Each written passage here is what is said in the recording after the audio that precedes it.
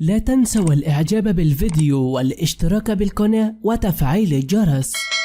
السلام عليكم ورحمة الله وبركاته. 4 قتلى في قصف لقوة الدعم السريع على أحياء شمال أم درمان. قتل الخميس 4 أشخاص على الأقل في قصف مدفعي نفذته قوة الدعم السريع استهدف مناطق مأهولة بالسكان في الريف الشمالي لأم درمان. ودأبت الدعم السريع منذ أسابيع على استهداف أحياء محلية كرري بعدد كبير من القذائف المدفعية، مما أدى إلى مقتل مدنيين وتدمير مرافق خدمية. وقال بيان صادر عن وزارة الصحة بولاية الخرطوم إن 4 أشخاص قتلوا في قصف من الميليشيات المتمردة على منطقة البادوبة وقرية اللاحامدة في الريف الشمالي التابع لمحلية كرري. وتعد محلية كرري في شمال أم درمان بكافة أحيائها المنطقة التي لا تزال مأهولة بالسكان رغم مرور أكثر من عام على اندلاع الحرب بين الجيش وقوات الدعم السريع نظرا لانتشار قوات مسلحة في جميع أنحاء المنطقة. والسلام عليكم ورحمة الله وبركاته.